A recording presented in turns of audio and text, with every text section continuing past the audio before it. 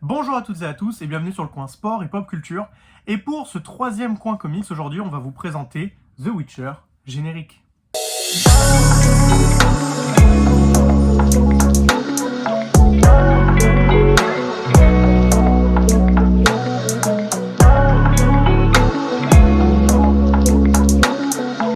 Donc aujourd'hui on va parler de The Witcher.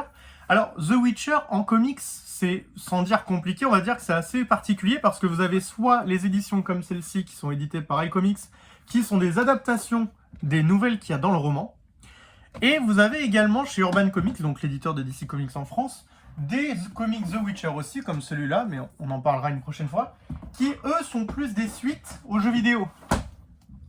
Mais donc du coup, comme j'ai dit, aujourd'hui, on va plus s'intéresser aux comics qui sont des adaptations des nouvelles, avec ce tome 1 qui est sorti chez iComics il y a plus d'1 an maintenant, qui s'appelle Un grain de vérité. Donc un grain de vérité qui est une nouvelle tirée, comme je vous ai dit, du premier roman de The Witcher, qui est trouvable chez Brajlon, qui appartient au même groupe que iComics. Vous voyez, hop, si vous regardez, hop, Un grain de vérité, bah, le comics adapte cette histoire. Donc The Witcher, c'est écrit par Andrzej Sapkowski, qui du coup a écrit The Witcher, qui est devenu un jeu vidéo incroyable. Et ça a été adapté en comics par Jacek Rembis, Travis Curtis et Jonas Schwarf. Donc, c'est franchement une histoire qui se dévore très rapidement, elle est vraiment ultra agréable à lire. Déjà parce que c'est un peu une enquête, c'est un mystère, en fait, c'est Geralt, donc du coup le Witcher, qui arrive dans une maison, enfin pas abandonnée, mais une maison qui est habitée par un homme qui est maudit, donc un homme qui a une apparence d'animal, et qui entretient une histoire d'amour avec quelqu'un qui est relativement mystérieuse. Enfin, Geralt, du coup, lui, il va s'occuper d'enquêter, de comprendre ce qui se passe, tout en passant du temps avec son ami à la base. Et vous allez voir au fur et à mesure de la lecture, bah, ce qu'il en est de cette malédiction et pourquoi est-ce qu'elle a lieu comme ça. Très franchement, en plus, cette histoire a une petite vibe La Belle et la Bête, je trouve. Et je pense que c'est d'ailleurs fait exprès de la part de l'auteur. Et si vous aimez bien l'univers de The Witcher, que vous avez jamais lu les livres et que vous aimez pas trop lire des romans, vraiment je trouve que cette solution est vachement bien parce qu'elle adapte très très bien le roman. Moi en tout cas qui ai lu la nouvelle en roman et qui ai lu le comics, je peux vous dire que je trouve à titre personnel que ça l'adapte très bien. Et en plus de ça, le dessin pour l'illustrer est vraiment... Alors, il est pas, je sais pas comment expliquer, il est pas incroyablement beau, mais en même temps, il y a quand même des beaux moments de bravoure. Regardez, si je vous montre du coup la première page d'introduction, par exemple, c'est vraiment... ça flatte la rétine. Vous voyez, là, c'est le moment où il rencontre une dame dans les bois.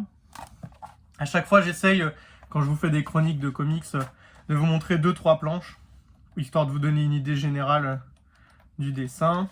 Voilà, on va faire celle-là en troisième. Vous voyez.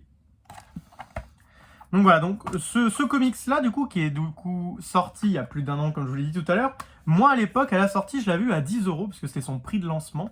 Aujourd'hui, il est trouvable à 12,90 € normalement, sauf erreur de ma part. Et du coup, alors c'est relativement fin pour 12,90 €, mais très franchement, c'est vraiment une bonne lecture, je trouve. C'est vraiment très sympathique. Si vous avez jamais lu le roman, en plus, c'est vraiment un bon moyen si vous voulez offrir à quelqu'un qui n'aime pas trop lire, mais qui aime beaucoup The Witcher. C'est vraiment un super cadeau, je trouve. Et au-delà de ça, c'est vraiment une lecture, voilà, vraiment très agréable. Vous allez passer un bon moment pendant une demi-heure. Et en plus de ça, c'est très sympa d'avoir ça dans sa collection.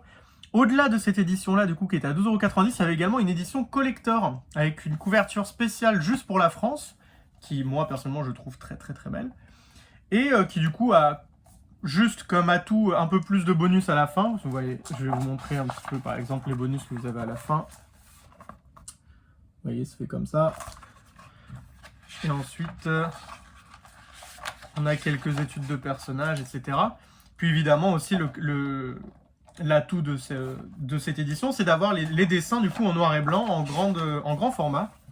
Que je vais essayer de vous retrouver du coup les mêmes dessins que tout à l'heure pour vous montrer la différence entre la couleur et le noir et blanc. Et très franchement, ça rend très bien en noir et blanc. Je trouve ça très très joli aussi. C'est vraiment très agréable à lire toujours. Hop. C'est juste que je pense pas que l'édition est toujours trouvable aujourd'hui. Elle était à 20 € en plus à l'époque. Donc voilà. C'était vraiment... en tout cas, quand je l'ai acheté, donc comme je vous ai dit, il y a d'autres comics qui sont édités par Urban Comics, dont on parlera la prochaine fois. Mais vraiment, celui-là, il était vraiment très sympa. Moi qui avais lu les romans, je trouvais ça vraiment cool de voir comment est-ce que la personne l'avait adapté en comics, que ce soit dans les dessins ou même dans la manière de narrer l'histoire. C'était vraiment une bonne surprise. Pour 12,90 €, alors ça reste un tarif étant donné qu'il y a peu de lecture, mais franchement, c'est une bonne lecture et c'est très agréable. Et en plus, quand on est fan de The Witcher, très franchement, c'est un cadeau pas si cher que ça quand vous comparez du coup aux comics qui sont édités chez Urban, qui coûtent plus cher, même s'il y a plus de pages. Donc bah écoutez, moi j'ai pas grand chose d'autre à rajouter là-dessus, à part que vraiment je vous conseille de lire le premier tome de The Witcher, Un grain de vérité, qui est sorti chez iComics. C'est vraiment une bonne lecture, c'est vraiment très sympathique, c'est une très bonne adaptation de la nouvelle. Et c'est pas super cher comme investissement si vous voulez offrir à quelqu'un qui n'aime pas lire et qui veut juste connaître un peu plus de The Witcher dans son matériau de base. En tout cas, c'est tout pour moi. N'hésitez pas à laisser des commentaires si vous avez déjà lu The Witcher en BD ou si vous avez lu le roman. Si vous avez déjà lu le roman, est-ce que ça vous intéresse de voir des versions adaptées de ce roman-là?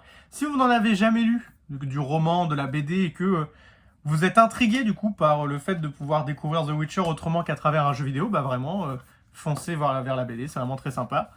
Et n'hésitez pas à me dire ensuite si ça vous a plu ou pas. En tout cas, nous on se dit à la prochaine. Merci d'avoir regardé cette vidéo pour vous présenter du coup The Witcher. On se reverra une prochaine fois, peut-être pour parler d'autres comics The Witcher qui sont édités chez d'autres éditeurs, ou peut-être pour parler d'autres choses. En tout cas, pour moi, c'est tout pour aujourd'hui, et je vous dis tchuss tout le monde!